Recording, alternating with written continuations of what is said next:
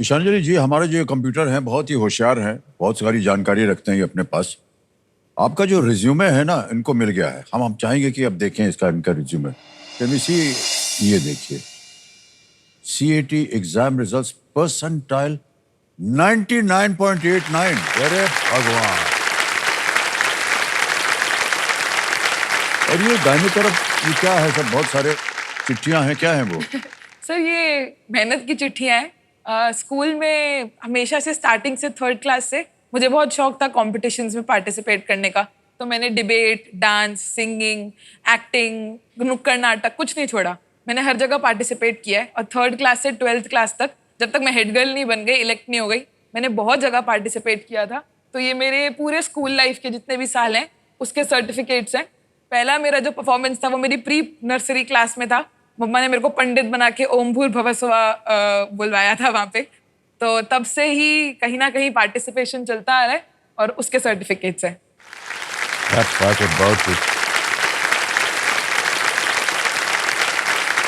एक बात बता रहे हैं आपको, हम भी जब नर्सरी में थे ना, हमको भी स्टेज में बुलाया गया था।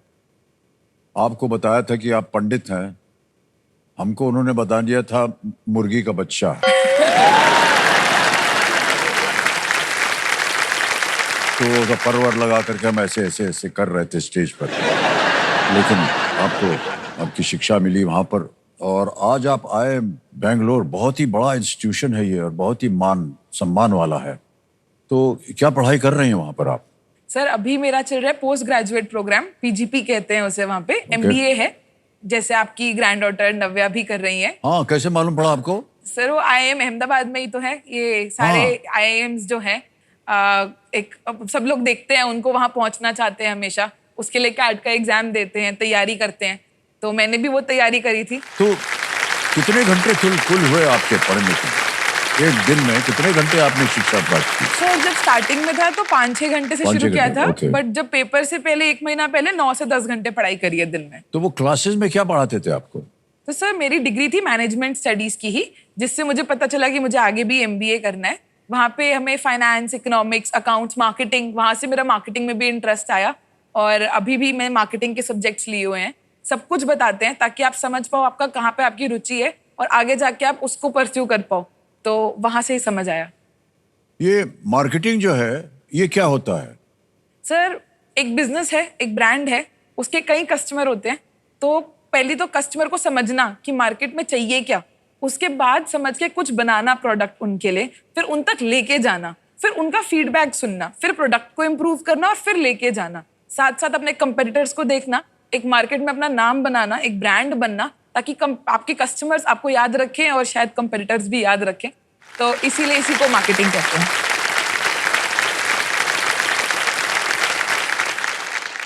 अब हम बताना चाहते हैं कि हमने आपसे ये क्यों पूछा है।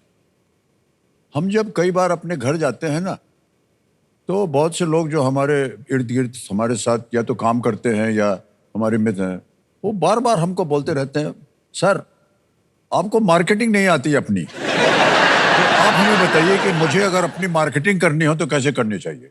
फिर तो मार्केटिंग, कई लोग मार्केटिंग और सेलिंग को मिक्स कर देते हैं। सेलिंग मतलब होता है प्रोडक्ट को बेचना। हाँ। लेकिन मार्केटिंग सेलिंग से बहुत बड़ा है। वो होता है पहले आप समझो कस्टमर को चाहिए क्या।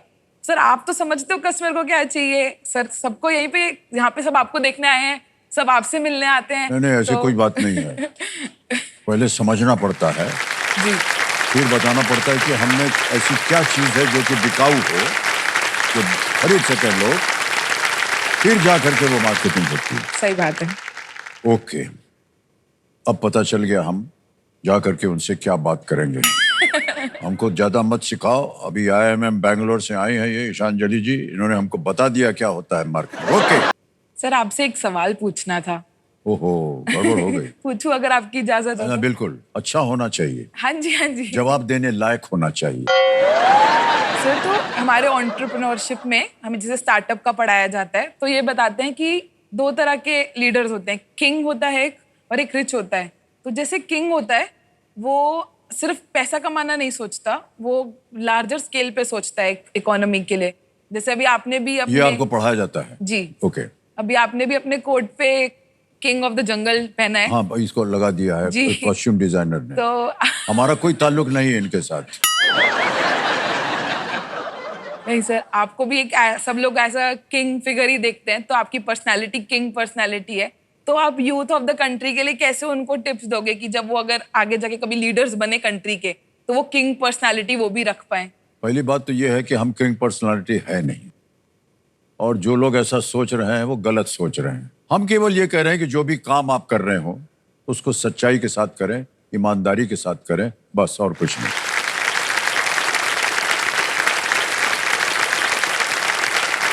अब एक प्रश्न हम पूछेंगे आपसे।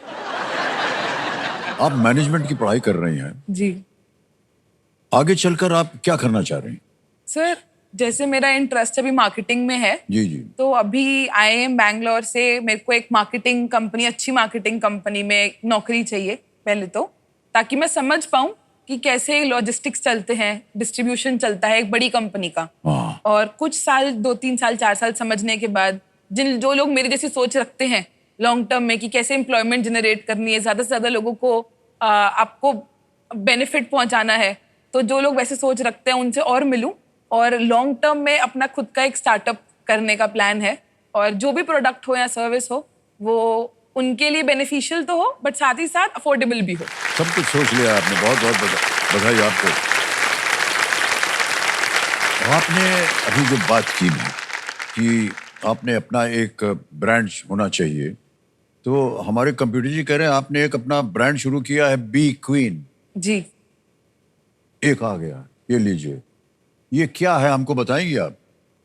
सर, तो ये स्किन केयर के अंदर और मेकअप के अंदर ही एक ब्रांड था। जब मैं कॉलेज में गई, तो आप भी DU से हैं, आप जानते हैं दिल्ली यूनिवर्सिटी में लड़कियों को सज धज के आके रहने का शौक होता है। कहीं भी ना जाए, कहीं भी जो जाती हैं लड़कियां वो थोड़ा सज धज के जाना चाहती हैं। तो कॉलेज में भी यही था, सब लोग सज धज के आते थे, बट मेरे पास इतने रिसोर्सेज नहीं थे कि मैं महंगे महंगे मेकअप खरीद सकूं, और इतना शौक भी नहीं था। बट एक टिंट होता है ना ब्लश की, हल्का सा फेस पे एक वो ग्लो आ जाए, जैसे कश्मीरी लोग दिखते हैं ना लाल लाल थोड़े से, तो वैसा एक थोड़ा सा ग्लो आ जाए। तो मार्केट में जो बेस्ट क्वालिटी था वो 2000-2500 के ऊपर मिलता था, और उतना मेरे पास था नहीं कि मैं स्पेंड कर सकूं।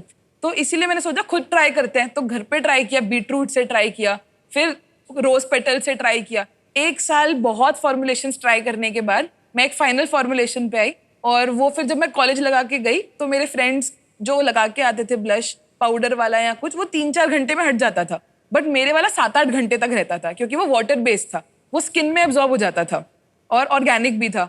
तो जब उन्होंने पूछा तो उनको भी ट्राई करना था, और मार्केट में बहुत महंगे थे, तो मैंने बहुत अफोर्डेबल रेट्स पे उनको देना स्टार्ट किया। तो ऐसे करते करते मैंने 2 महीने के अंदर DU के 8 कॉलेजेस में स्टॉल लगाए थे, और उसके दौरान हमने 3-3.25 लाख का फिर से रेवेन्यू जनरेट किया था वहां से, और काफी सारे लोगों ने रिपीट ऑर्डर भी जनरेट करे दिए।